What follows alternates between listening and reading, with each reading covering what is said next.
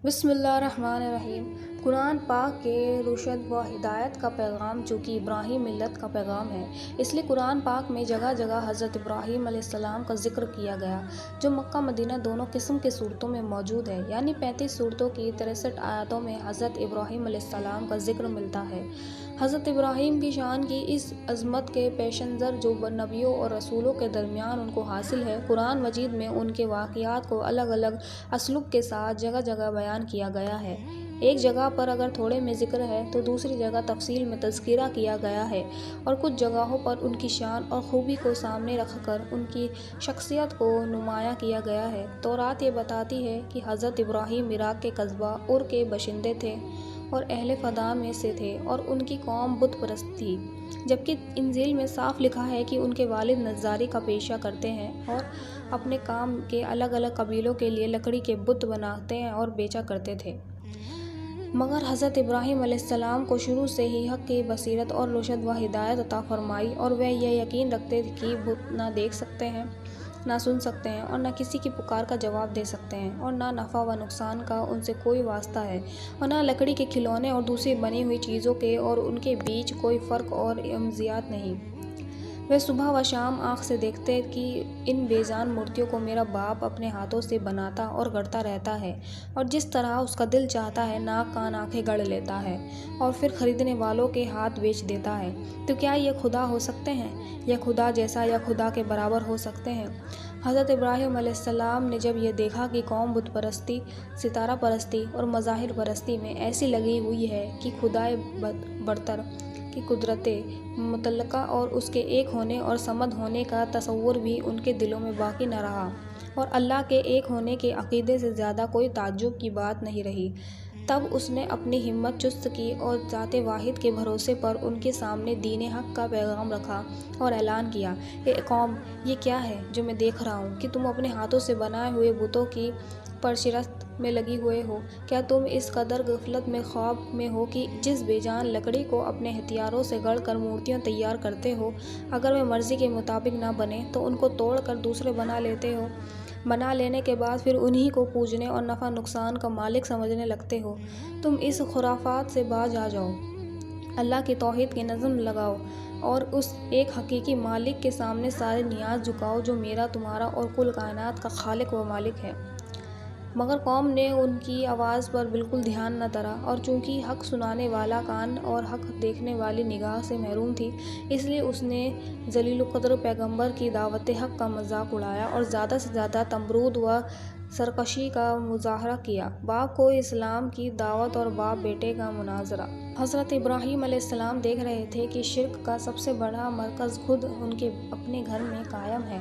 और आज़ार की बुत परस्ती और बुत साजी पूरी कौम के लिए एक धुरी बनी हुई है। इसलिए फितरत का तकाज़ा है कि हक़ की दावत और सच्चाई के पैगाम के फ़र्ज़ की अदायगी की शुरुआत घर से ही होनी चाहिए। इसलिए हज़रत इब्राहीम ने सबसे पहले अपने वालिद आज़ार ही को मुखातब किया और फरमाया, ए बाप, खुदा परस्ती और मार्फत इलाही के लिए जो रास्ता तूने अपनाया है और जिसे आप और बाप दादा का पुराना रास्ता बताते हैं, ये गुमराही और बालित परस्ती का रास्ता है, और सीधा रास्ता राह हक़ सिर्फ वही है जिसकी मैं दावत दे रहा हूँ। ए बाप, तौहीद की नाजात का सरचश्मा है, ना कि तेरे हाथ के बनाए हुए पुतों की पूजा और इबादत। इस राह को छोड़कर हक़ और तौहीद के रास्ते को मजबूती के साथ इख्तियार कर, ताकि तुझको अल्लाह की रज़ा और दुनिया और आखिरत की सदाअत हासिल हो। मगर अफसोस कि आज़र पर हज़रत इब्राहीम अलैहिस्सलाम की नसीहतों का बिल्कुल कोई असर नहीं हुआ, बल्कि हक़ कबूल करने के बजाय आज़र ने बेटे को धमकाना शुरू किया। कहने लगा कि इब्राहीम,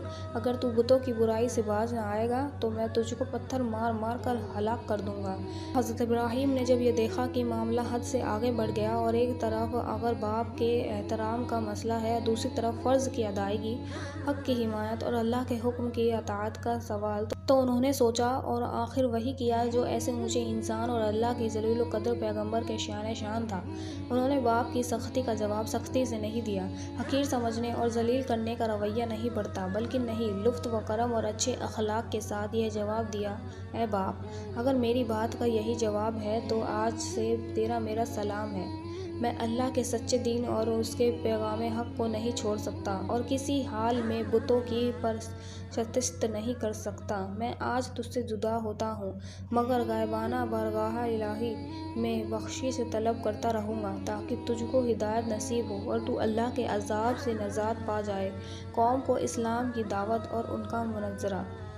باپ اور بیٹے کے درمیان جب میل کی کوئی شکل نہ بنی اور آزر نے کسی طرح ابراہیم کی رشد و ہدایت کو قبول نہ کیا تو حضرت ابراہیم نے آزر سے جدائی اختیار کر لی اور اپنی حق کی دعوت اور رسالت کے پیغام کو پھیلا دیا، اور جب صرف آزر کی مخاطب نہ رہا بلکہ پوری قوم کو مخاطب بنا، مگر قوم اپنے باپ دادا کے دین کو کب چھوڑنے والی تھی۔ اس نے ابراہیم کی ایک نہ سنی اور حق کی دعوت کے سامنے اپنے باطل معبودوں کی طرح گونگے، اندھے اور بہرے بن گئے۔ اور جب ابراہیم نے زیادہ زور دے کر پوچھا کہ یہ تو بتلاؤ کہ جن کی تم پوجا کرتے ہو یہ تمہیں کسی قسم کا بھی نفع یا نقصان پہنچاتے ہیں؟ کہنے لگے کہ ان باتوں کے جھگڑے میں ہم پڑنا نہیں چاہتے، ہم تو یہ جانتے ہیں کہ ہمارے باپ دادا یہی کرتے چلے آئے ہیں، اس لیے ہم بھی وہی کر رہے ہیں۔ تب حضرت ابراہیم نے ایک خاص انداز سے ایک خدا کی ہستی کی طرف توجہ دلائی اور فرمانے لگے، میں تو تمہارے ان سب بتوں کو اپنا دشمن جانتا ہوں، یعنی میں ان سے بے خوف و خطر ہو کر اس سے جنگ کا اعلان کرتا ہوں کہ اگر یہ میرا کچھ بگاڑ سکتے ہیں تو اپنی حسرت نکال لیں۔ البتہ میں اس ہستی کو اپنا مالک سمجھتا ہوں جو تمام جہانوں کا پروردگار ہے، جس نے مجھ کو پیدا کیا اور سیدھا رستہ دکھلایا، جو مجھ کو کھلاتا پلاتا یعنی رزق دیتا ہے، اور جب میں مریض ہو جاتا ہوں تو وہ مجھ کو شفا بخشتا ہے، اور میری زندگی اور موت دونوں کا مالک ہے، اور یعنی خطا کاری کے وقت جس سے یہ لالچ کرتا ہوں کہ وہ قیامت کے دن مجھ کو بخش دے، اور میں اس کے حضور میں یہ دعا کرتا رہتا ہوں، اے پروردگار تو مجھ کو صحیح فیصلے کی طاقت عطا فرما اور مجھ کو نیکوں کی سوچی میں داخل کر اور مجھ کو زبان کی سچائی عطا کر اور جنت نعیم کے وارثوں میں شامل کر۔ مگر آزر اور آزر کی قوم کے دل کسی طرح حق قبول کرنے کے لیے نرم نہ ہوئے اور ان کا انکار حد سے گزرتا ہی گیا۔